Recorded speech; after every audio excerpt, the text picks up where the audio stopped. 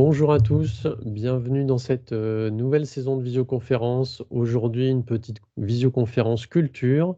Avec Lina, nous allons parler de Deux gars à l'opéra. Cette visioconférence est réalisée en partenariat avec Movadom et Adapsia. Elle est réalisée par la conférence, elle est financée par la conférence des financeurs de la prévention de la perte d'autonomie du département de l'Essonne.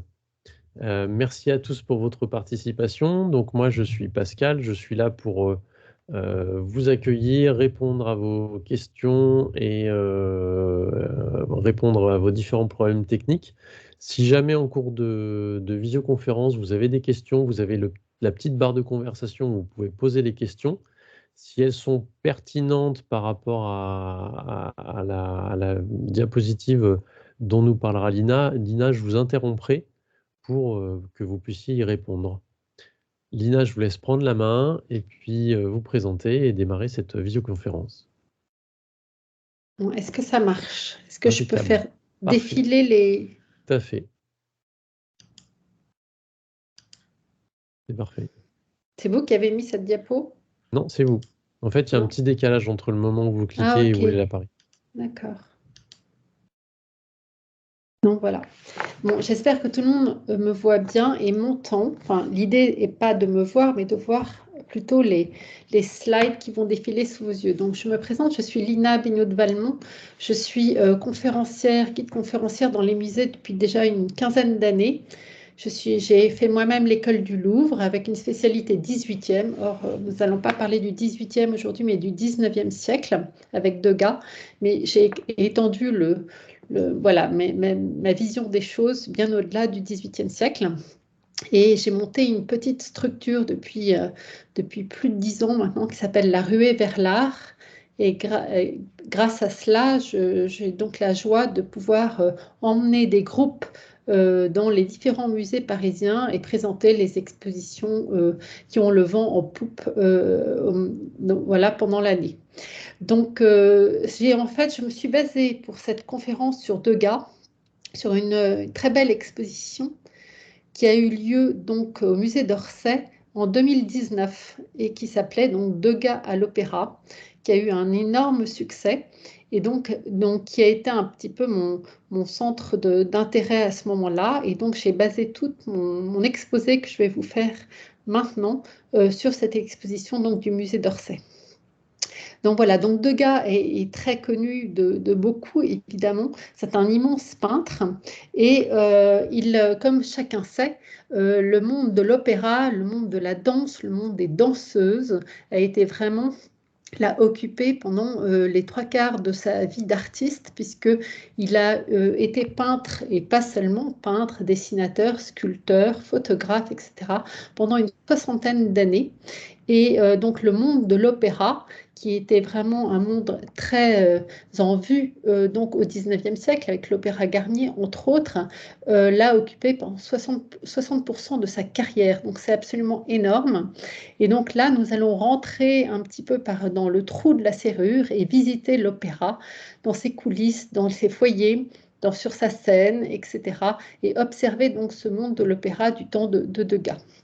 Donc voici donc une des premières photos qui vous montre donc le jeune artiste qui est né en 1834 donc à Paris et qui va mourir en 1917 à Paris également.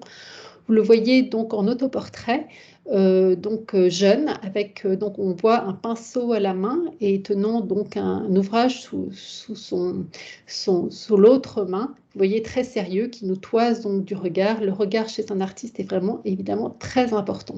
Et puis plus âgé, donc Degas à la fin de sa vie, avec cet autoportrait très émouvant également, qui le montre, nous dévisageons après cette longue carrière d'artiste. Donc Degas a été, dès 1853, Edgar Degas se passionne pour le dessin. Il va obtenir une sculpture en plâtre qui est le bras du gladiateur Borghese et qui va absolument le fasciner. Et donc 1853, c'est le début de sa carrière et il va se prendre de passion pour le dessin. Et ce dessin, cette fascination pour le dessin va le poursuivre toute sa vie. C'est vraiment la ligne conductrice de son travail. Et il a un maître voilà, donc il observe évidemment tous les commentaires, c'est Ingres. Ingres lui dira de pratiquer le dessin inlassablement et de l'apprivoiser à tel point que le coup de crayon devienne presque instinctif. Donc Ingres lui dira, faites des lignes, beaucoup de lignes, et toujours d'après le souvenir et les gravures des maîtres. Donc voilà, c'est très important cette soumission donc au dessin. Et donc en 1856, le jeune Degas part pour l'Italie. Il faut savoir que Degas a des origines italiennes. Il vient de la région de Naples. Son père et son grand-père avaient donc de la famille là-bas, et il rejoint donc cette région-là, va en Italie et va faire en quelque sorte ce qu'on appelle le grand tour. Donc il va passer quelques années en Italie, Naples, Rome, évidemment, il va visiter donc les grands sites à la mode depuis le XVIIIe siècle, et il va donc observer et visiter les musées et se façonner son œil. Et il va réaliser donc cette très belle peinture que vous avez sous les yeux, qui s'appelle Petite fille spartiate provoquant des garçons, qui date de 1860, qui est une œuvre assez grande et qui est, je dirais, en quelque sorte sa première peinture d'histoire. Et qu'est-ce qu'on y voit ? 3 groupes de personnes, un groupe de femmes sur la gauche, un groupe d'hommes sur la droite, et au centre, un groupe de femmes, les mères, peut-on imaginer, les mères de cette assemblée de jeunes personnes, le tout sur un immense paysage. Est-ce que ce serait le Vésuve au fond? On n'en sait rien, mais vous voyez que donc la perspective est très vaste. Et que voit-on déjà sur cette première image? Eh bien, des groupes de jeunes gens dénudés pour les hommes, partiellement pour les femmes, et vous voyez qu'il s'entraîne à dessiner des corps. Il essaye donc de montrer une sorte de jeu de palestre. Donc à l'époque antique, on allait donc pour pratiquer les jeux de palestre, et c'était un petit peu la gymnastique. Et là, on observe donc un Degas qui s'applique à montrer donc des corps de face, de profil, accroupis, une jeune femme qui donne l'impression de menacer le groupe d'hommes, etc. Et donc, il s'intéresse à ces postures humaines. Vous voyez que le dessin est très fin. Tous les corps sont surlignés, je dirais, d'un trait de crayon. Et on aperçoit au fond donc le groupe de femmes en robe longue. Et c'est très important que vous remarquiez ça, parce que je vais vous reparler tout à l'heure de la présence donc des mères, des femmes, sur les tableaux de Degas. Donc voilà, donc une œuvre importante où cette gymnastique l'intéresse, et très probablement cette gymnastique et la danse sont évidemment liées, et donc c'est ainsi qu'il se met à faire ses premiers tableaux.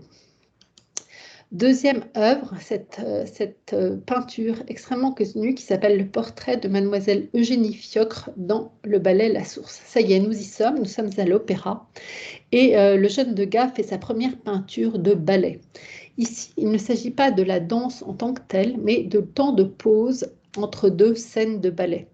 Et là, nous avons donc Eugénie Fiocre, cette fameuse danseuse qui était très connue à l'époque, qui d'ailleurs va être portraiturée par Carpeaux, donc grand sculpteur du 19e siècle, qui est ici, donc qui fait une pause entre 2 scènes, et qui est là, donc, en son costume chatoyant, tout à fait exotique, en sultane en quelque sorte, qui se repose accoudée sur des coussins qui sont placés sur un rocher, avec 2 suivantes à droite et à gauche, et le tout dans une ligne oblique, ayant enlevé ses chaussons et mettant ses pieds dans l'eau pour se soulager. La suivante également ici a enlevé ses chaussons, et il y a un cheval. Il se trouve qu'à l'époque, très souvent, sur les scènes d'opéra, on faisait venir des chevaux. Et donc, ce n'était pas surprenant qu'il y en ait. Et vous savez que Degas était un grand peintre des danseuses, mais il était aussi un grand peintre des chevaux. Donc là, il associe les danseuses et le cheval. Le cheval étant un des plus beaux animaux, un des plus beaux animaux de la création, et donc les danseuses étant donc évidemment offrant un spectacle tout à fait ravissant, il unit donc l'homme et le cheval, la danseuse et le cheval sur ce tableau. Vous voyez donc que la danseuse au repos se mire dans l'eau, ainsi que le cheval qui se désaltère, et donc cette scène est très poétique, et on voit donc cette pause entre deux ballets qui est tout à fait étonnante. Est-ce que vous voyez bien? Voilà, là, je vous ai fait un zoom pour vous montrer ce que l'on observe entre les pattes du cheval. On observe justement les fameux chaussons de la danseuse. Elle les a déposés ici et c'est un tableau tout à fait étonnant pour cela parce qu'on voit donc deux gars qui qui met les chaussons à part et qui les place à côté. Et vous voyez, là, ils ne sont pas sur les pieds de la danseuse, mais bel et bien entre les pattes du cheval. Donc, un travail assez surprenant. Voilà deux tableaux aussi tout à fait séduisants, dont celui-ci, qui représente donc Lorenzo Pagans et Auguste Degas. Auguste Degas, c'est ce personnage-là. C'est donc son père. Il avait une admiration profonde pour son père. C'était lui qui avait des origines donc napolitaines. Et Monsieur Degas père était donc à la tête d'une banque familiale qu'il gérait un petit peu mollement. Il a fait de mauvaises affaires, donc il a perdu pas mal d'argent. Mais il était installé à Paris, dans la Nouvelle-Athènes, quartier où va habiter le jeune Degas pratiquement toute sa vie. Et Monsieur Degas était un fin mélomane. Il avait un très bel appartement dans la Nouvelle-Athènes et il a pris l'habitude d'ouvrir plusieurs jours par semaine un salon de musique. Donc il faisait venir chez lui, dans son bel appartement, des musiciens comme celui que vous avez sous les yeux, qui s'appelle donc Lorenzo Pagans, qui était donc un guitariste. Et certains soirs de la semaine, des personnes étaient invitées pour écouter donc de la musique ancienne. Il était très passionné de Mozart et de la musique de Gluck. Donc voilà, on assistait donc à ces récitals chez lui, et Degas, donc le jeune Degas, était évidemment associé à ces soirées chez son père. Donc là, on a le jeune guitariste en train de jouer donc de la guitare, avec probablement la bouche entrouverte. Peut-être est-il en train de fredonner un air, et son père est à l'arrière, assis sur le tabouret du piano, que l'on devine au fond, avec très concentré les coudes sur ses genoux, et vous voyez, en train de réfléchir à la musique qu'il entend, et son visage se détache sur une partition. Et cette partition fait presque un peu figure d'auréole sur la tête de son père. Donc voilà un tableau extrêmement émouvant, et c'est le dernier et peut-être le seul portrait que Degas va faire de son père, auquel il doit cette éducation musicale, en fait, depuis sa plus grande jeunesse. Donc voilà un tableau très émouvant.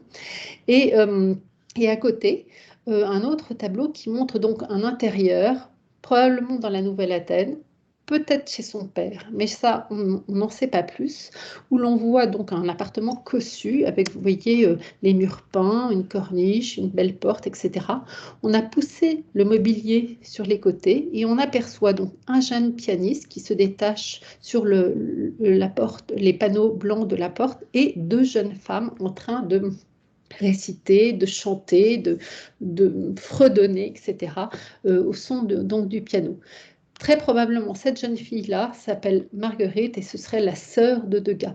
Et vous voyez donc ce goût pour la musique, voilà, qui est vraiment un goût familial. Tout le monde s'y met, tout le monde participe, et on voit donc le peintre qui a donc éloigné donc le mobilier pour laisser une scène donc dans un appartement apparent, pour que les jeunes femmes puissent donc déclamer leur musique. Diapositive suivante. Donc, nous voici au sein même de l'opéra. Ce très très beau tableau s'appelle donc l'orchestre de l'opéra. Ça y est, nous y sommes. On est plongé dans l'opéra. Et là, on a une vue tout à fait surprenante dans la fosse d'orchestre. Vous voyez une vue plongeante dans la fosse d'orchestre. Où qu'est-ce que l'on observe? Donc les musiciens, donc au premier plan, et derrière la scène. Donc vraiment, le tableau est divisé en deux espaces. Le premier plan, on a ce personnage-là qui s'appelle Désiré Dio. Désiré Dio est un grand bassoniste extrêmement connu donc de l'opéra. Il est originaire de Lille et c'est un ami intime de Monsieur Degas père et donc du fils. il l'a rencontré par le biais de son père. Et donc, ce monsieur Dio va avoir un rôle très important à l'opéra. Donc, l'idée étant de faire un portrait de Désiré Dio, dont il est très proche. Et on a ce portrait du personnage vu de profil jouant du basson, n'est-ce pas, au milieu d'un groupe qui sont les autres musiciens donc, de cette fosse d'orchestre. Donc vous voyez comment il a séparé les deux niveaux, la fosse d'orchestre de la scène. Et ce qui était étonnant, c'est qu'on a cette zone sombre avec tous ces visages sérieux et concentrés en train de jouer de la musique. Et là, donc la scène plutôt chatoyante avec de la lumière, de la couleur, etc. Mais dont les danseuses sont tronquées. On ne voit pas leur visage, on voit juste les jambes et les tutus et la lumière, évidemment. Donc il adore jouer de ce contraste entre la zone sombre et les zones lumineuses. Et donc c'est quelque chose d'extrêmement nouveau dans la manière de démontrer donc une scène de spectacle. Et vous voyez donc le basson ici une contrebasse très probablement, là on a les violonistes, là on a la flûte traversière, là ici une autre contrebasse, ici une harpe. On peut distinguer les différents instruments, ce qui est très étonnant. C'est ça où on est transporté dans le monde de l'illusion, c'est que là, l'orchestre est vu de profil, alors qu'il faut évidemment imaginer qu'ils font face évidemment à la scène, mais ce n'est pas le cas dans le montage qu'a prévu donc Degas. Et on aperçoit un autre personnage ici, dont on aperçoit le visage, qui est donc dans une loge tout près de la scène et qui est un des amis donc de Degas et qui observe donc ce ballet qui est en train de se dérouler sous les yeux. Donc voilà une manière extrêmement originale d'aborder le monde de l'opéra. Vous voyez donc tous ces instruments, dont cette contrebasse. Cette contrebasse, vous voyez, traverse la scène. Elle va de la fosse d'orchestre à la scène. Et il y a cette espèce de collusion, je dirais, des espaces par les instruments qui montrent cette interpénétration du monde masculin et du monde féminin. Œuvre suivante, c'est donc le ballet de Robert le Diable. Nous sommes en pleine époque romantique et Degas va arpenter son opéra préféré qui s'appelle l'opéra de la rue Lepelletier. Je vais vous en reparler dans un instant. Mais cet opéra de la rue Lepelletier offre la possibilité de découvrir les grands opéras romantiques. L'un des plus grands opéras romantiques de l'époque, c'est cet opéra de Meyerbeer qui va avoir un succès fou et qui s'appelle le ballet de Robert le Diable. Donc, il va être joué 23 fois. Il remporte un immense succès et Edgar Degas va se rendre très souvent pour admirer donc ce très beau spectacle. Et là, donc, il restitue ce ballet, cet opéra donc, de Robert le Diable. Et même chose que nous l'avons vu tout à l'heure, on a la fosse d'orchestre ici au premier plan avec les instrumentistes et au-dessus, dans un deuxième plan, on a donc le ballet qui se déroule sous les yeux et qui se déroule dans un décor très romantique, justement, d'un cloître. Et qu'est-ce que l'on observe ? En pleine lumière, des religieuses qui ont toutes été enterrées dans le cloître et qui tout d'un coup se réveillent, ça fait partie donc de l'histoire de Robert le Diable, se réveillent pour danser une bacchanale. Donc vous les voyez, elles se lèvent progressivement et on va assister donc à un ballet des nonnes, dans une bacchanale des nonnes, donc au sein même donc du cloître.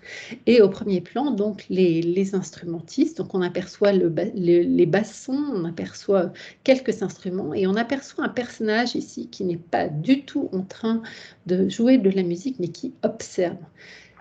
L'opéra à l'époque était un lieu de sociabilité tout à fait important et les gens se venaient à l'opéra pour voir évidemment le spectacle, mais finalement c'était peut-être bien secondaire tout ça. Ils venaient là pour voir et être vus.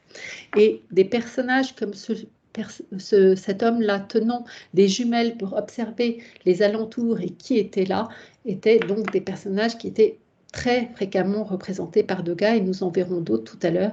Mais vous voyez un peu donc cette assemblée d'hommes, donc pas seulement des musiciens, mais aussi des observateurs.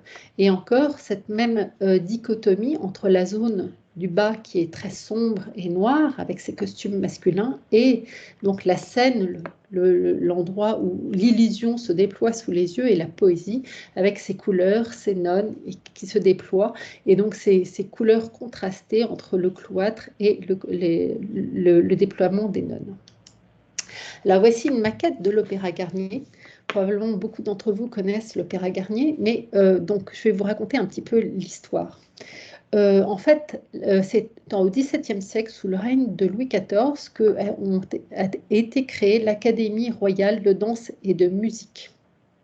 Et Louis XIV était un grand danseur, il aimait évidemment se donner lui-même en spectacle sur la scène, et c'est lui qui a donc créé cette Académie royale de musique et de danse.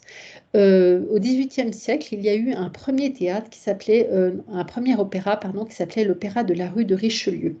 Cet opéra a été le lieu d'un drame, puisqu'en 1820, il a été le lieu de l'assassinat du duc de Berry. Suite à ce drame, on a décidé de fermer cet opéra de la rue de Richelieu et donc on a vu apparaître sur la scène parisienne un nouvel opéra qui s'appelle l'opéra de la rue Lepelletier. Cet opéra de la rue Lepelletier a ouvert ses portes en 1821 et il va être le lieu où Degas et son père, évidemment, vont aller très souvent voir des spectacles. Et c'est l'opéra dans lequel vont se dérouler tous les plus grands ballets romantiques, dont celui de Robert le Diable, dont je viens de vous montrer donc un tableau. Donc cet opéra, était tout à fait séduisant aux yeux de Degas, puisque c'était évidemment un labyrinthe de scènes, couloirs, foyers, etc. Il avait un charme fou, il avait un côté très désuet.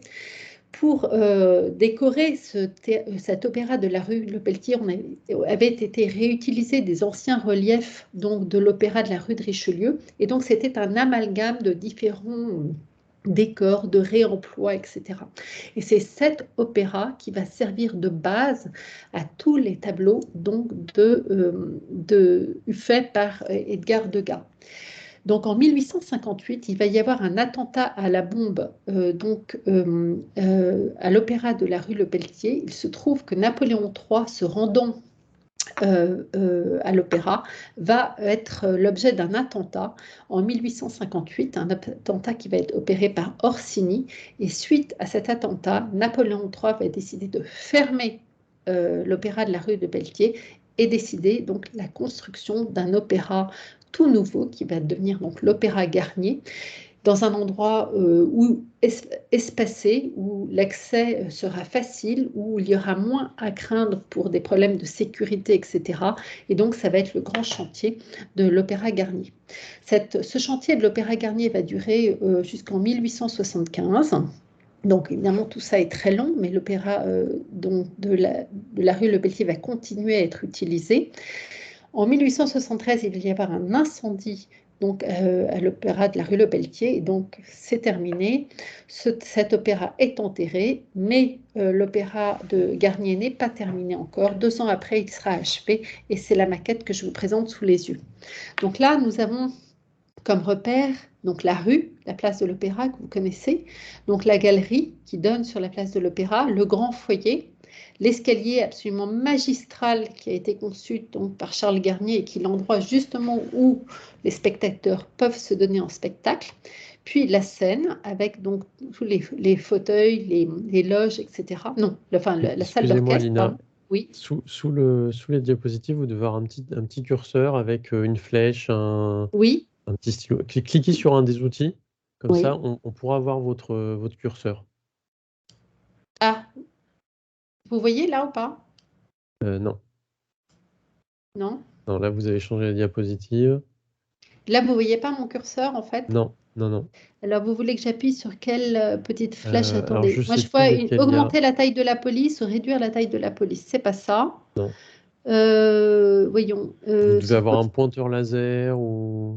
un pointeur laser. Je vois pas très bien. Excusez-moi. Ce serait dans un... non, je vois pas de Attendez, pointeur je vais laser. juste reprendre la main pour voir où Oui. ça se trouve.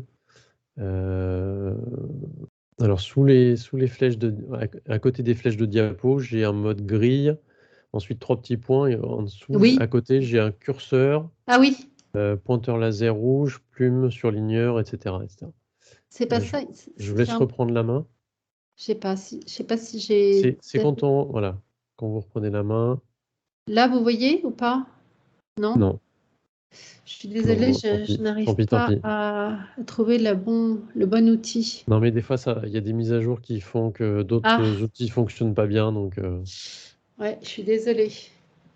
Il faudrait que je... excusez-moi, on continue Bon, alors. vous inquiétez pas. Donc là, au cœur de la maquette, on voit donc la salle d'orchestre.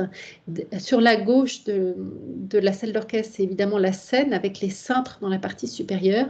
Et puis à gauche de cette partie où se trouve la scène, il y a le foyer des danseuses, qui est un endroit secret où où s'entraînent les danseuses et où vont pouvoir rentrer ce qu'on va appeler les abonnés, dont je vais vous parler dans un instant. Donc voilà cette maquette de l'Opéra Garnier, qui est un gigantesque chantier, évidemment, au cœur de Paris. Degas déteste l'Opéra Garnier. D'abord, il n'aime pas du tout Napoléon III et donc sa politique. Donc comme l'Opéra Garnier est un emblème de Napoléon III. Il prend en horreur évidemment ce chantier. Il n'aime pas Charles Garnier. Il trouve que cet opéra est beaucoup trop grand, beaucoup trop brillant, beaucoup trop chargé, etc. Et ça lui déplaît fortement. Néanmoins, il sera bien obligé d'y aller pour peindre ses danseuses. Mais ses références en fait esthétiques font référence justement à l'opéra de la rue Le Pelletier, bien davantage. Donc voilà, donc nous rentrons dans les coulisses. Et voilà donc une classe de danse. Donc nous sommes dans les étages élevés donc, de l'opéra Le Pelletier et on observe donc une scène assez étonnante dans un intérieur avec sur la gauche donc un escalier en colimaçon où l'on voit donc des danseuses en tutu en train de descendre. Vous voyez qu'elles sont tronquées. Cette manière donc de tronquer de couper les corps et de tronquer les visages, donne cette impression de mouvement justement. Puis en plus de ça, on a donc l'escalier en colimaçon, évidemment la rampe avec les baguettes dans la rampe et puis les pieds et les jambes des danseuses. Donc c'est très amusant comme rendu pour justement simuler une sorte de mouvement. On aperçoit donc la lumière qui vient de l'extérieur à l'arrière et puis donc sur ce parquet en latte, on aperçoit donc les danseuses qui s'apprêtent donc à danser. Sur la partie droite, ce sont des danseuses au repos qui sont en train de lasser leurs chaussons, de réajuster une tenue, etc. Donc, qui sont plutôt dans des tenues extrêmement simples et enfin, pas tellement gracieuses, justement. Et puis, on aperçoit justement au milieu de la composition, un peu en deuxième plan, celles qui se mettent à danser et qui s'entraînent donc pour le futur spectacle et que l'on devine donc à l'arrière-plan. Et puis encore, il joue entre l'ombre et la lumière, les zones d'ombre et de lumière, et c'est ça qui donne beaucoup, beaucoup de... Voilà, on a l'impression d'être dans une peinture gigantesque avec plein de petits détails à regarder absolument partout. C'est assez étonnant. Voilà une œuvre très connue qui s'appelle donc La classe de danse, où l'on voit un maître de danse qui s'appelle Monsieur Perrault, qui était très connu à l'époque, qui se trouve au milieu de la classe dans une pièce donc assez élégante, vous voyez, avec donc des murs verts, on aperçoit donc des colonnes recouvertes de marbre, des corniches élégantes, donc l'espace est plutôt soigné. Il faut remarquer aussi le traitement donc du parquet au sol, et donc le maître de danse est au milieu de la salle, et son bâton, qui lui donne son autorité en quelque sorte, est un peu le centre symbolique donc du tableau. Et là, on a donc autour de lui se déployer donc un demi-cercle de danseuses avec au premier plan donc une danseuse vue de dos, une fleur rouge dans les cheveux et un gros nœud sur son tutu, une autre perchée sur le haut d'un piano en train de se gratter vulgairement, je dirais, le dos. Donc elles sont des danseuses au repos. Et puis, derrière, devant le maître de musique, on aperçoit donc les danseuses en train de faire leurs exercices de danse sous l'œil attentif donc de leur maître. Et au fond du tableau, on aperçoit d'autres danseuses, probablement au repos. Et ce que vous distinguez peut-être probablement mal, c'est qu'il y a des mères. Leurs mères, certaines mères de famille, donc les mères de certaines de ces danseuses sont bel et bien présentes sur la scène, enfin dans cet espace, et surveillent ce qui se passe.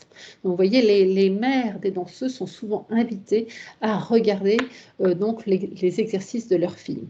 Vous observez déjà un chien, vous voyez, au premier plan, c'est assez étonnant quand même qu'il y ait un chien au milieu d'une classe de danse, et aussi un arrosoir à côté du pied du piano. En fait, l'arrosoir, souvent, on arrosait le parquet pour éviter justement que ça ne glisse.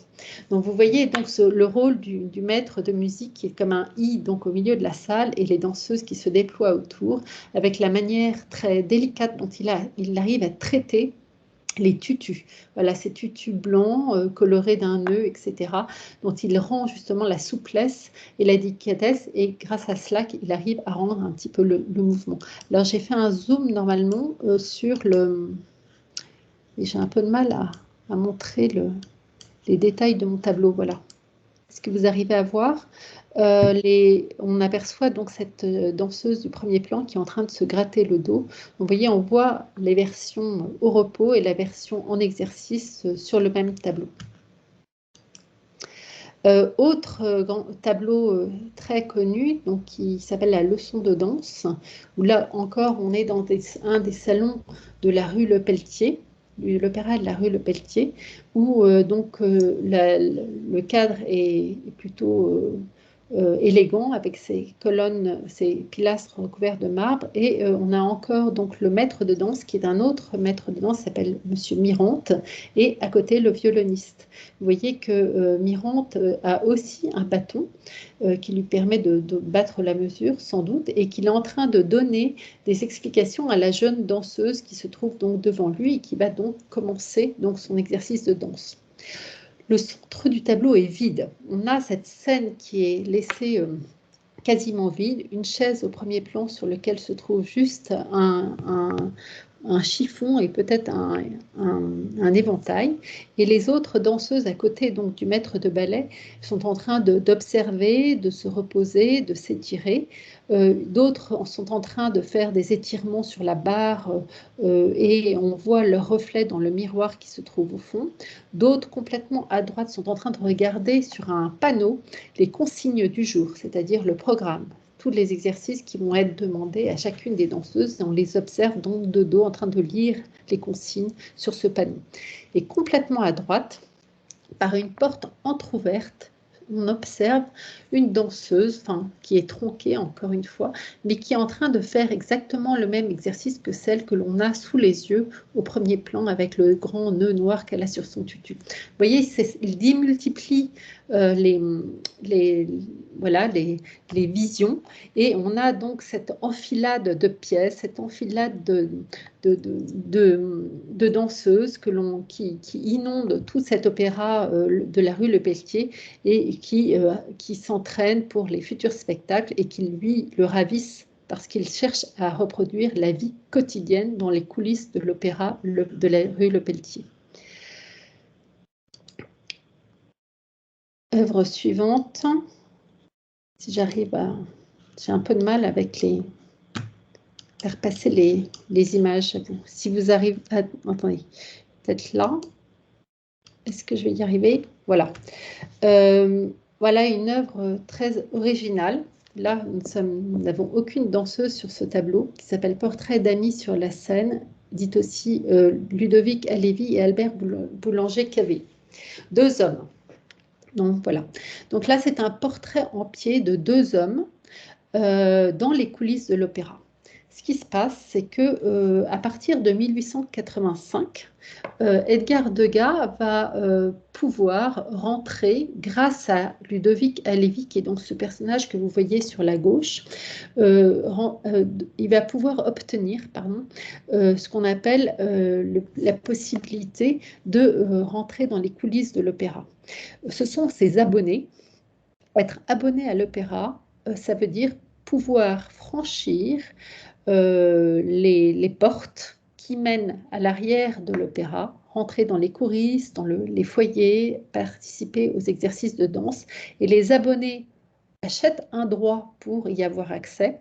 Cette carte d'abonné, en quelque sorte, leur donne la possibilité de participer à cela 3 jours par semaine et leur permet à tout instant, au milieu d'un spectacle, de pouvoir quitter la scène ou la loge où ils sont installés pour aller dans les coulisses. Ces abonnés sont généralement des aristocrates ou des personnages de la haute bourgeoisie qui sont toujours habillés en frac, vous voyez, en costume élégant, chapeau de forme, etc., redingote. Et ces personnes pratiquent l'opéra, vont à l'opéra plusieurs fois par semaine et au moins 3 fois par semaine, puisque, comme je vous l'ai dit, l'opéra est un rendez-vous culturel majeur à Paris, et s'autorisent beaucoup de choses.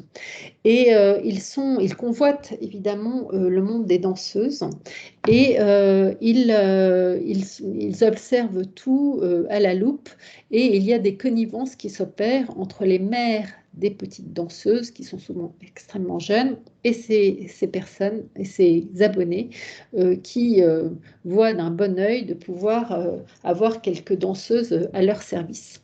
Donc voilà, là on ouvre une page qui est assez délicate, qui associe un petit peu l'opéra à un bordel, mais il est vrai que ça va être le cas. Et là, en fait, ces 2 abonnés sont donc un certain Ludovic Halévy sur la gauche et donc un autre personnage qui s'appelle Albert Boulanger-Cavé. Donc vous les voyez en vue plongeante, donc en frac, se détachant donc sur un fond multicolore qui fait penser un petit peu à un paravent japonais. On est dans cette influence donc japonisante de l'époque. Ludovic Halévy donc est barbu, chapeauté, il se repose sur un parapluie et il discute avec son alter ego, donc Albert Boulanger-Cavé. Vous voyez que l'homme est tronqué, il y a une sorte de palissade en bois qui interrompt donc le volume de son corps. Tout ça aussi est assez nouveau, comme s'il avait décentré la scène principale, donc sur le côté gauche. C'est vraiment un point de vue très nouveau et très inspiré justement des estampes japonaises. Et on a donc ces 2 hommes qui discutent et qui donc sont autorisés à aller dans les coulisses et à observer les danseuses au travail. Donc voilà, et Ludovic Halévy est un personnage dont je vais vous reparler dans un instant, parce qu'il va écrire des contes qui traduisent la vie intérieure de l'opéra, et Degas va illustrer donc ces contes. Voilà donc les coulisses, où on observe donc sur la gauche une peinture qui s'appelle l'entrée en scène. Nous sommes dans les coulisses précisément. On observe donc le décor que l'on devine, donc un décor de feuillage et de fleurs, une ballerine qui est en train peut-être d'exécuter un exercice donc complètement à gauche. Et puis au premier plan, que voit-on? Eh bien, une danseuse qui s'apprête à rentrer sur la scène et à côté d'elle, son protecteur. Donc voilà, en noir, un abonné qui est certainement qui a la main mise sur cette danseuse et qui l'observe. Il faut dire que ces abonnés aiment aller dans les coulisses parce que c'est là qu'ils voient des corps dénudés. Vous savez que la société à l'époque était quand même très puritaine et que les femmes étaient corsetées, etc. Et donc c'était l'occasion pour eux d'aller, en allant dans les coulisses de l'opéra, de voir un peu les corps dénudés donc, de ces jeunes danseuses. Sur la droite, un autre donc très beau tableau qui s'appelle Le Rideau, où là on est évidemment dans les coulisses. Et on observe donc derrière le rideau les jeunes femmes en train de danser. On ne voit évidemment que les jambes et donc les chaussons. Et derrière, cachés dans les coulisses de l'opéra, eh bien, ces hommes en frac dont on voit à droite et à gauche, et de dos cette figure un peu mystérieuse et un petit peu inquiétante en fait de l'homme en train d'observer, en tout cas au premier plan, une jeune danseuse complètement à droite qui s'étire avec son tutu blanc et son gros nœud rouge sur le dos, et qui s'étire devant cet abonné qui l'observe avant de pouvoir rentrer en scène donc derrière le rideau. Voilà le fameux dessin que va réaliser Edgar Degas pour cet ouvrage écrit par Ludovic Halévy, qui s'appelle donc Attendez, le titre exact de l'ouvrage, je l'ai un peu oublié, mais c'est pas grave. Voilà, Monsieur et Madame Cardinal. Vous avez Madame Cardinal à gauche, là. Madame Cardinal est une femme qui a donc 2 filles. Bon, j'ai aussi oublié les noms, donc c'est Pauline et Virginie. Et Madame Cardinal a inscrit ses 2 filles à l'opéra dès leur plus jeune âge et n'a qu'une idée en tête, c'est de surveiller leur entraînement et de trouver pour elle, donc un peu comme une mère maquerelle, un abonné qui pourrait soutenir un petit peu financièrement et pas que ses filles pour leur permettre de mettre un peu du beurre dans les épinards. Et donc on a sur la gauche cette conversation entre Ludovic Halévy lui-même et Madame Cardinal, donc la mère de ces 2 jeunes femmes. Et vous voyez encore cette conversation entre les 2 personnages qui est légèrement désaxée sur la gauche. Et Madame Cardinal est habillée et un petit peu opulente, enfin, elle est en bon point, ses petites lunettes sur le nez que l'on voit de profil, un gros chignon. Elle a un châle à carreaux et elle est en grande discussion avec un abonné qui, en l'occurrence de Ludovic Halévy, pour essayer de trouver des formules qui pourraient correspondre à ce qu'elle attend de ses filles. Donc voilà, vous voyez cette technique, c'est un monotype. C'est une technique dont je vais vous reparler dans un instant, que Degas a prise au contact d'un autre artiste qui s'appelle Ludovic Lepic, dont je vais vous parler tout à l'heure.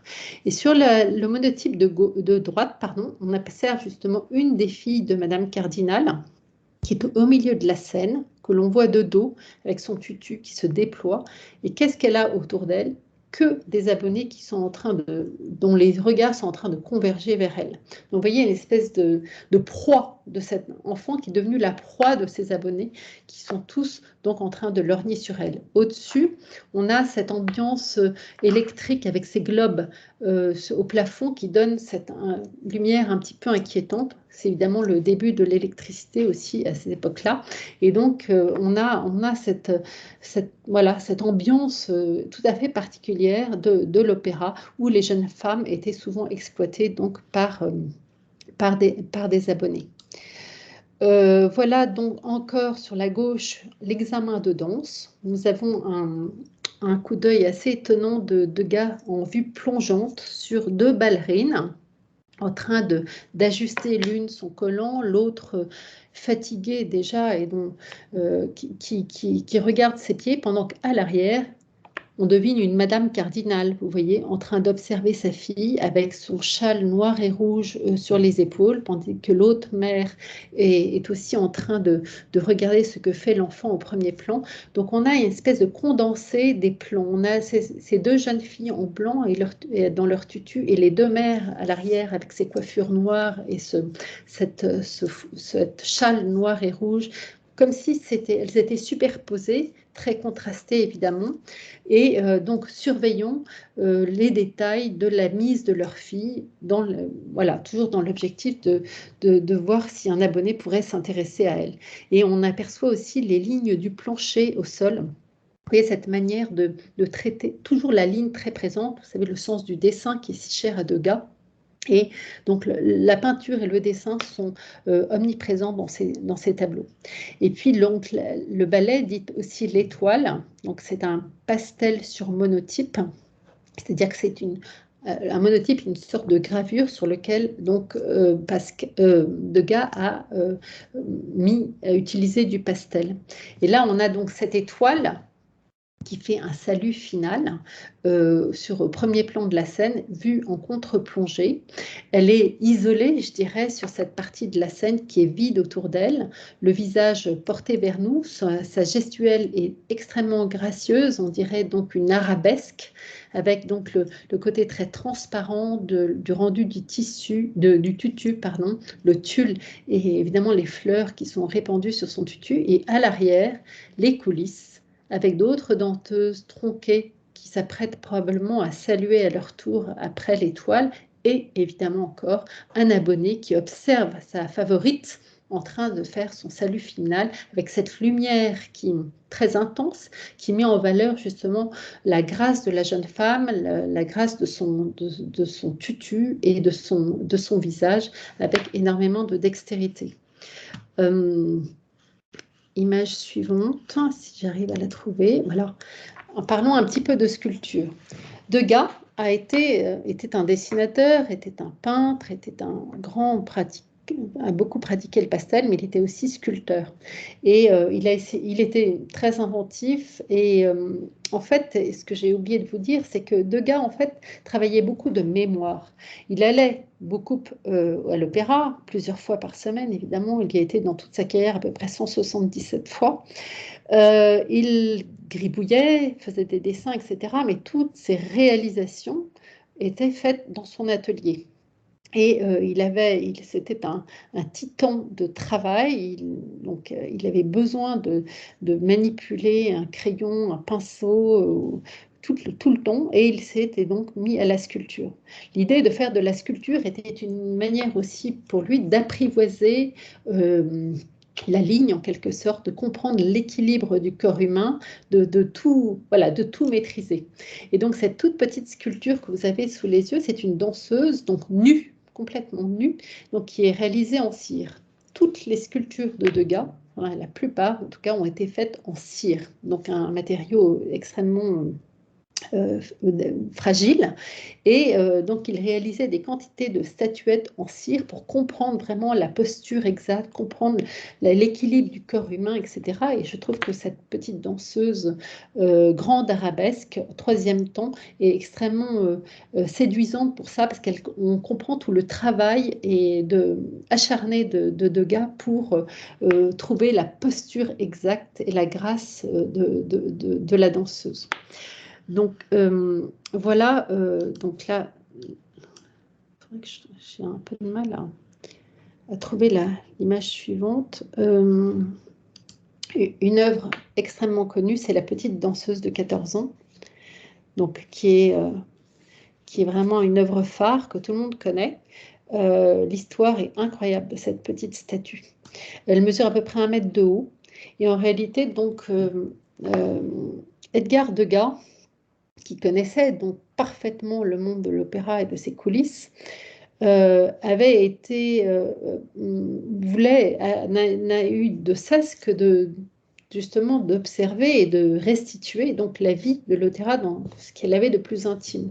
Et il y avait donc ces petits rats de l'opéra qui fréquentaient l'opéra, qui travaillaient à l'opéra, dont donc cette petite jeune fille. Quel est le modèle? Le modèle est un modèle que l'on connaît qui s'appelle Marie-Geneviève Van Goethen. Cette petite danseuse était donc la fille d'une Madame Van Goethen qui était blanchisseuse. Son père avait un petit travail, mais genre de peintre en bâtiment, etc. Et c'était une famille d'origine belge qui s'était installée à Paris dans les quartiers assez pauvres et qui avait 3 filles. Et Madame Van Goethen, blanchisseuse, avait décidé d'inscrire ses 3 filles à l'opéra afin de gagner quelques sous. En fait, ces petites filles, qui étaient donc pas bien vieilles, étaient éduquées par l'opéra et recevaient en échange quelques pièces. Mais c'était 2 francs par jour, donc ça veut dire rien du tout, quoi. Et cet argent allait directement dans la poche des parents pour mettre du beurre dans les épinards. Ces jeunes filles étaient exploitées, elles travaillaient 12 à 16 heures par jour, donc voilà, leur corps était maltraité au possible et leur vie était évidemment extrêmement dure. Et elles étaient en plus convoitées par les abonnés. Et donc cette jeune Marie-Geneviève Van Goethen, aussi pour compléter donc son pécule misérable qu'elle avait à l'opéra, elle se proposait d'aller poser chez les artistes, dont Degas, pour gagner 2 sous supplémentaires. Donc cette Marie a posé très souvent pour Degas. Résultat, elle a été virée de l'opéra parce qu'elle avait des heures d'absence dans ses exercices. Donc finalement, c'était pas formidable tout ça. Mais Degas, donc, là, a fait une sculpture de cette Marie Van Goethen. Donc qu'est-ce qu'on a? On a une jeune fille, une danseuse en pose. Voilà, c'est la pose. Et elle est debout, les bras derrière le dos, le visage las, porté le nez en l'air, je dirais d'un côté un petit peu arrogant en quelque sorte. Vous voyez qu'elle n'est pas particulièrement belle, elle est juste naturelle Degas ne cherche jamais à embellir les choses, mais à justement être très réaliste dans son approche donc, de la nature humaine. Et ce qui est très particulier, c'est qu'elle est donc en cire et il lui a ajouté donc des éléments véritables. En savoir, son tutu est en tulle, ses chaussons sont des vrais chaussons, ses cheveux sont en crin et dans ses cheveux, il a mis un nœud en satin. Donc tout ça, évidemment, est extrêmement nouveau. Cette approche de la sculpture est vraiment tout à fait nouvelle. Et ce qui se passe, c'est que en 1881, nous sommes à la 6e exposition impressionniste et Degas se décide enfin à exposer cette sculpture. L'exposition précédente, la 5e exposition impressionniste, il avait entreposé lors de la présentation une cage en verre qui devait réceptionner la sculpture qui n'a jamais pris sa place. Donc la cage en verre est restée pendant toute la 5e exposition impressionniste sans qu'aucun objet n'apparaisse à l'intérieur. La 6e exposition arrive, jour de l'inauguration, la cage en verre est bel et bien là, la sculpture n'est pas dedans. L'inauguration de cette 6e exposition a lieu avec Monet, etc., donc tous les impressionnistes dont vous connaissez les noms. Toujours pas de sculpture dans cette cage. Plusieurs jours après le début de la 6e exposition impressionniste, Degas se décide enfin à exposer donc sa petite danseuse de 14 ans. La voilà qui arrive dans cette cage de verre pour la protéger. La presse se déchaîne et horrifiée par cette allure, cet air de pauvresse, on parle de taxidermie, etc. Enfin, les critiques sont acerbes et c'est comme ça qu'elle, finalement, elle devient très connue. Elle choque. C'est vraiment monstrueux aux yeux des 3/4 de la population. Cet objet est beaucoup trop réaliste, en fait. Beaucoup trop flagrant. On observe une jeune fille qui n'est même pas jolie, qui en plus est revêtue d'éléments véritables, donc tutu, etc., nœuds dans les cheveux, etc. Et tout ça vraiment choque. Et donc, Degas va évidemment récupérer sa jeune danseuse et la garder jusqu'à la fin de ses jours dans son atelier, à l'abri des regards, afin d'éviter encore des critiques acerbes. Aujourd'hui, cette œuvre est extrêmement connue. Elle a été fondue après la mort de Degas en plusieurs exemplaires. Il y en a un exemplaire à Orsay et dans d'autres grands musées au monde, comme le musée, comme à Washington, D.C. Donc voilà, puis vous voyez le titre, Petite danseuse de 14 ans. Vraiment, à 14 ans, est-ce qu'on peut envier avoir un sort pareil? Voilà, le titre, l'âge de l'enfant, en dit long justement sur les conditions difficiles de vie donc, de ces petits rats de l'opéra. Lina, Oui, est-ce qu'on peut revenir juste sur la statue? Vous nous avez oui, dit que c'était un corps en cire, oui, alors que là, il est écrit statue en oui. bronze patiné, Elle a donc été c'est Laurence qui fondue nous le fait après remarquer. la mort de Degas. D'accord, Voilà. donc lui, De il a son réalisé en vivant, cire. lui ne réalisait des statues que en cire. Et c'était une matière qu'il aimait utiliser, qu'il pratiquait beaucoup.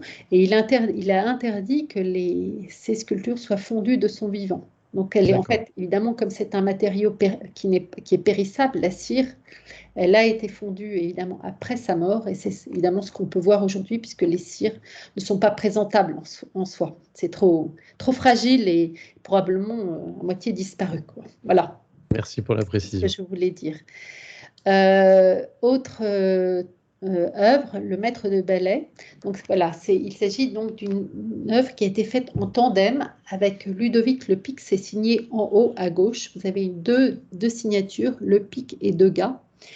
Et donc, vous voyez une œuvre très sobre où on voit justement un tête-à-tête entre le maître de danse à gauche avec son fameux bâton et la danseuse qui se déploie donc au bord de la scène.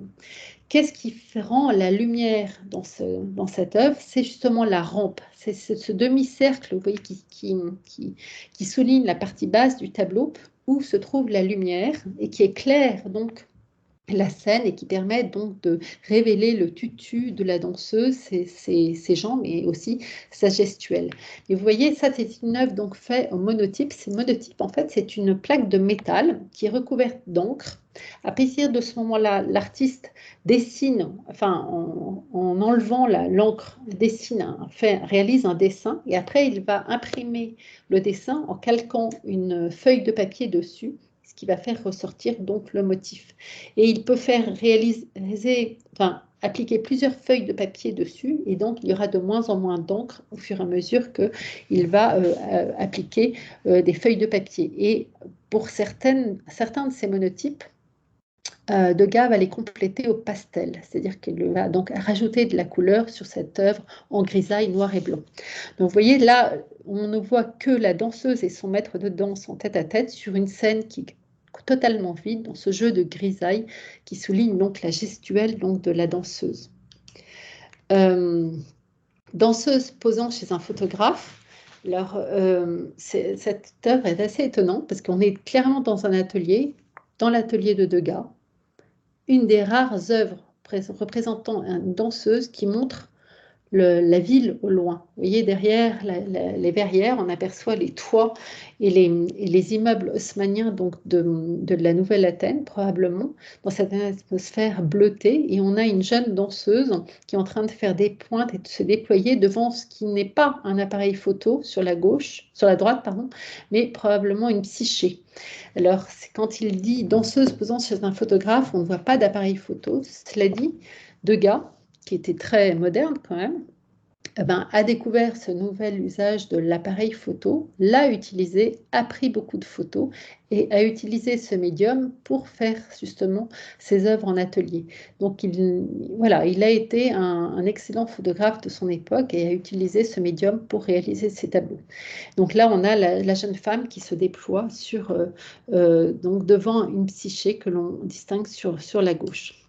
Alors moi, j'ai un petit faible pour ces tableaux qu'on appelle les tableaux en long, donc format horizontal. En fait, ce sont des doubles carrés, donc 2 carrés juxtaposés.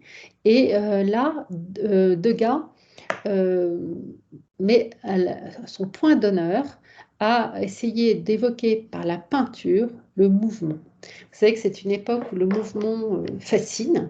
Les artistes vont essayer de décrypter le mouvement. Il se trouve que la photo est à la mode, le film aussi arrive, enfin le cinéma apparaît, et que donc la peinture, les peintres vont essayer de rivaliser avec notamment le cinéma pour essayer de capter le mouvement en peinture.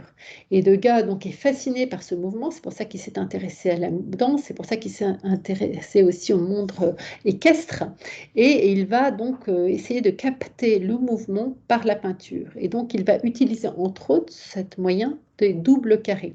Et là, on a donc des danseuses qui apparaissent, donc, je dirais, devant nous, et on voit clairement qu'il y a une partie à gauche qui est dans l'ombre, une autre partie qui est à droite dans la lumière, qu'au centre de cette composition apparaît une danseuse qui monte d'un escalier, et donc qui sort d'un trou pour aller se rendre dans une pièce, et on aperçoit donc sur la gauche 2 têtes de danseuses qui donc donnent justement, qui sont dans l'ombre et qui se déploient tout doucement comme si la jeune femme du milieu était le résultat du mouvement donc, des 2 précédentes et qui arrive donc, dans cette zone de lumière où les danseuses sont en train de s'exercer à la danse. Ce qui souligne encore cette volonté de Degas d'essayer d'expliquer le mouvement, c'est aussi cette ligne sur le mur au fond, cette ligne oblique qui accompagne en fait le mouvement de la danseuse qui arrive au centre donc de la composition et qui va donc rejoindre les autres pour danser. Et je trouve que c'est un exercice incroyable pour justement révéler cette dynamique donc du mouvement qui est assez nouvelle en peinture à ce moment-là. Autre tableau en long, double carré toujours. Des danseuses donc, qui sont en train de, sur la droite, en train de l'une que l'on voit disgracieuse, en train de recourber sur ses pieds, en train de lasser son chausson avec donc, le tutu blanc déployé et ce grand nœud jaune, puis les autres petites danseuses en train je dirais, qui diminuent sur la partie droite vers l'angle haut, en haut à droite, et qui donne cette impression de mouvement et avec la lumière qui apparaît dans l'angle en haut à droite. Et vous voyez donc la partie gauche, un mur vert, marron, avec cette ligne stricte entre le vert et le marron, et au sol, une contrebasse. Cette contrebasse aussi accompagne le mouvement dans la mesure où elle introduit le regard dans la partie lumineuse où se trouvent les danseuses. Cette contrebasse au sol aussi est très symbolique du monde masculin. Ce sont ces musiciens qu'on a vus tout à l'heure, vous voyez, obscurs dans leur fosse, avec ces instruments de musique, certains petits, d'autres très grands, qui transpercent, je dirais, un peu la scène avec dans le prolongement de l'instrument de musique, qui sont ici, qui sont présents, je dirais, ce monde masculin est représenté ici par cette contrebasse au sol posée à côté de la danseuse. Attendez, je clique. Pourquoi est-ce que j'arrive pas à faire passer? Voilà. Là, nous arrivons donc dans les loges. Ici, c'est une œuvre assez étonnante qui montre justement, c'est un pastel, donc sur papier, qui montre justement une loge. Et là, on a précisément une technique très nouvelle de Degas qui consiste à faire se côtoyer plusieurs espaces. Au premier plan, dans l'ombre, se trouve une jeune femme qui est justement une spectatrice installée dans une loge que l'on voit dans de profil, dans une certaine obscurité. Elle tient un éventail. L'éventail, très à la mode à l'époque, est là pour s'aérer aussi, mais aussi pour se cacher. Et elle tient dans sa main une longue vue. Donc à la fois elle cherche à se cacher et à la fois elle cherche à voir. Et au-delà de cette femme installée dans une loge, on a justement une grappe de danseuses qui se déploie avec des couleurs chaudes, jaunes, orangées, etc. On a un amalgame de jambes, de bras, etc. Et il y a une sorte de collusion des espaces. On a il y a quelque chose d'étouffant, évidemment, avec donc ces visages et ces bras qui se mélangent les uns aux autres. Et là, donc, on a quelque chose d'extrêmement moderne dans la manière de reproduire la scène donc de Degas. Voilà encore une loge de l'Opéra Garnier, pour le coup. L'Opéra Garnier était très richement décoré, extrêmement chargé. Et là, cette œuvre est absolument magnifique, où on a une vue donc je dirais presque de la fosse d'orchestre, en tout cas de la scène, vers une loge qui se trouve très, très près donc, de la scène. Donc on observe le décor de la loge vu par le dessous, avec donc la richesse de sa sculpture, et ressort sur la partie gauche le visage un petit peu inquiétant, donc d'une jeune femme en train d'observer le ballet ou justement la fosse qui se trouve en bas, la scène qui se trouve en bas. Et vous voyez donc ce profil avec cette lumière électrique blanchâtre sur le visage donne un côté un petit peu inquiétant et donc souligne son profil de façon extrêmement aiguë. Et voilà donc encore la scène avec ce très beau demi-cercle qui représente la rampe où se trouve la lumière. Et c'est cette lumière de la rampe qui permet d'éclairer la scène. Et là, on a la scène avec donc des danseuses se déployant devant des spectateurs qui sont absents. D'ailleurs, c'est plutôt une sorte d'entraînement parce que vous voyez que les loges sont vides. Et d'autres danseuses sur la gauche, assises, de dos, de face, fatiguées. L'une est en train de bâiller. On est vraiment dans les danseuses de repos, dans le côté disgracieux et las donc, de ces jeunes femmes avant donc, de se déployer sur scène. Et vous voyez tout au fond, justement, à l'endroit même des loges, les loges sont vides. Par contre, un abonné est bel et bien présent. Lui, il a sorti sa chaise, il s'est assis, je dirais aux premières loges, c'est le cas de le dire, sur la scène pour observer justement les danseuses. Donc, vous voyez cette audace et cette intervention continue donc des abonnés dans le monde de la danse à l'époque, qui était assez incroyable. Évidemment, tout ça aujourd'hui est formellement interdit, mais à l'époque, il y avait une liberté de mouvement. En fait, quand on allait à un spectacle, il faut bien imaginer à l'époque, d'abord les lumières, ce qu'on appelait les lumières à l'époque, c'est-à-dire que on n'avait pas autant de lumière qu'aujourd'hui, tout était allumé. Et en fait, on allait pour voir le spectacle, on avait aussi pour discuter avec ses voisins qui étaient assis à côté de vous, etc. Il y avait un brouhaha de fond, on changeait de loge, on allait voir son voisin, etc. Il y avait une liberté voilà, d'aller et venir dans la salle de spectacle qui est assez étonnante, qui évidemment aujourd'hui ne peut pas avoir lieu en aucun cas. Et voici donc la danseuse au bouquet en train de quitter la scène. C'est une œuvre pastel, donc ce traitement très délicat du pastel qui permet justement de rendre la douceur des étoffes et de supprimer par contre tous les détails des éléments. Et là, la danseuse donc est au premier plan en train de saluer la scène. On aperçoit donc saluer les spectateurs. On aperçoit donc le décor très exotique à l'arrière-plan avec donc certaines danseuses, des porteurs de parasols, etc.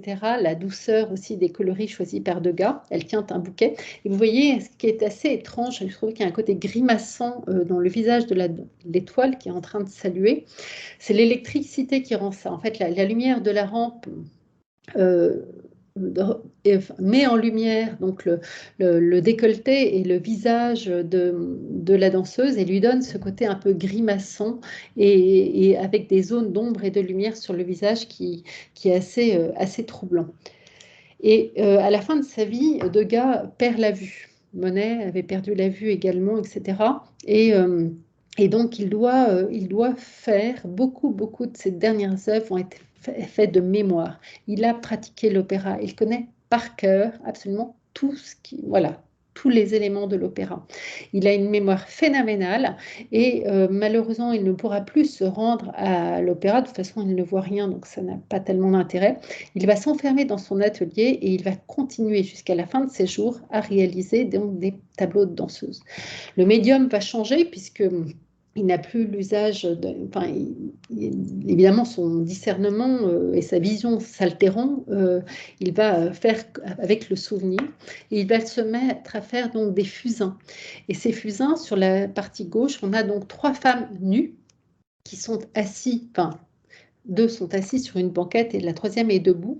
Et vous voyez donc ce fusain permet donc de réaliser des lignes assez grossières, mais grâce à l'estompe, il arrive donc à décrire, je dirais presque un mouvement. On a presque des mouvements qui se déploient grâce au traitement gras donc du fusain qu'il peut modifier grâce à une estompe qu'il réalise au pouce. Donc on a une jeune femme qui est en train de réajuster un chausson, une deuxième qui est assise à côté d'elle au centre et qui montre du doigt un élément, voilà, et la troisième debout, on a l'impression que ces 3 femmes n'en font qu'une dans la mesure où c'est un mouvement qui se déploie de la femme assise à la femme debout qui est juste à côté. Aucun décor, nous sommes dans le vide complet, mais tout est dans la ligne et encore dans le dessin. Et l'image juste à côté qui s'appelle 3 danseuses. On a donc aussi le vide, on a juste 3 notes de musique qui se déploient sur un papier avec ce jeu donc du fusain, aucun détail, juste le trait avec ce jeu d'estompe et un petit peu de pastel pour donner un peu de vie à ces tutus, mais on a vraiment une adresse dans le dessin qui lui a été tellement précieuse toute sa vie que l'on retrouve donc à un moment justement où il perd la vue à la fin de ses jours. Et donc, voilà, donc, nous sommes en 1903. Il va réaliser, donc, il ne se rend plus jamais à l'opéra. Il fait tout de mémoire, comme je viens de vous le dire. Et là, il utilise donc un papier assez grossier, donc un gros grain, et il va donc réaliser aussi des pastels. Donc, plus aucun détail précis sur la manière de présenter ces danseuses. Vous voyez, 3 danseuses ici. Il joue avec les couleurs. Il va parler à ce moment-là d'une orgie de couleurs. En fait, il n'a plus la notion de l'intensité des couleurs. Donc, je dirais qu'il prend, c'est un peu audacieux de dire ça, mais il prend des couleurs un peu au pif. Et il va donc traiter des danseuses sur scène, mais sans aucun détail et juste avec des jeux de couleurs. Donc, comme il connaît parfaitement les posture, etc. Il arrive encore de mémoire à réaliser, donc à présenter des sortes de ballets. Et vous voyez, l'accent est mis ici sur la couleur, sur le décor. Dans le fond, on aperçoit donc des bosquets, des arbres, etc. Parce que là, le décor va prendre presque tout doucement plus d'importance que la danseuse elle-même, mais il poursuit son travail donc de coloriste ainsi. Et voilà pour ma dernière image, c'est donc cette danseuse au bouquet qui salue, qui quitte la scène. Donc une danseuse qui salue, qui fait presque une sorte de révérence. Elle a des bouquets à ses pieds, on aperçoit le paysage à l'arrière-plan qui évoque justement un paysage de montagne avec peut-être un lac au centre.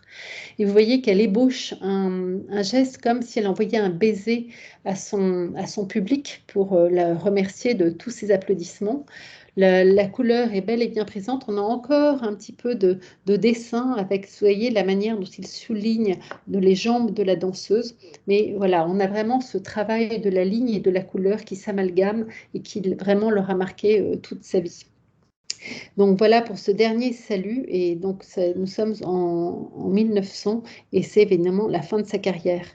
Et pour ma dernière image, je voulais vous parler de ce livre qui s'appelle donc La petite danseuse de 14 ans, qui a été écrite par Camille Laurence et qui est un très joli petit récit qui, il y a 150 pages, donc ce n'est pas très épais, et qui raconte justement toute la vie de cette Marie Van Goethen dont je vous ai parlé tout à l'heure. Alors c'est un peu romancé, mais Camille Laurence a fait des recherches assidues sur cette danseuse et grâce à son récit, on est vraiment restitué dans le monde de l'opéra et ce livre est vraiment extrêmement savoureux. Donc Degas va mourir en 1917, il va être enterré au cimetière de Montmartre.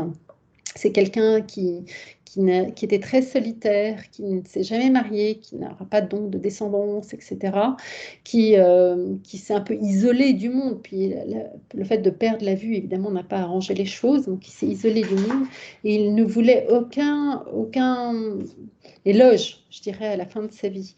Et il avait écrit surtout ne faites pas d'éloge au moment de mon enterrement. Et il avait demandé à une seule personne de faire juste une petite phrase. Il a demandé à Forain, qui était aussi un grand peintre de l'époque, de dire la seule chose que vous pourrez dire à mon enterrement, c'est il aimait le dessin. C'est tout. Donc, vous voyez ce dessin qui aura jalonné toute sa carrière, ce goût de l'opéra, de la musique, de la danse, de la couleur. Et voilà, c'est un peintre remarquable dont les œuvres sont toujours très savoureuses à regarder. Voilà, j'en ai fini. Merci beaucoup, Pascal. Merci Lina, merci à tous. Je vous invite à remplir notre questionnaire de satisfaction. Je vous mets le lien dans la barre de conversation et sinon vous pouvez cliquer sur le petit texte bleu. Ça va vous ouvrir une nouvelle page internet ou un nouvel onglet et vous pourrez répondre au questionnaire de satisfaction. Ce questionnaire est très important pour nous pour faire un retour à nos financeurs. Alors j'ai fait une petite boulette au début, j'ai dit l'Essonne alors que c'est le département des Hauts-de-Seine qui finance cette visioconférence, mais c'était écrit trop petit, je n'avais pas fait attention. Je vais vous parler de tous les projets de Gwendoline. Donc vous avez notre chaîne YouTube. Alors si vous cliquez sur les petits textes en bleu, vous ouvrirez directement les onglets. Donc la chaîne YouTube, vous allez sur YouTube et vous tapez Gwendoline Cotrez et vous pouvez revoir tous nos podcasts, tous nos vidéos. La vidéo d'aujourd'hui sera disponible dès demain. Pour vous inscrire à nos prochaines visioconférences, il faut taper sur movadom.eventbrite.com. Et puis sur le site de Movadom, vous avez un petit onglet livre, un petit onglet podcast, où vous pouvez retrouver le livre audio coécrit avec Isabelle Palassin et tous les podcasts de tous nos intervenants, de tous nos témoignages sur le déménagement ou le maintien à domicile.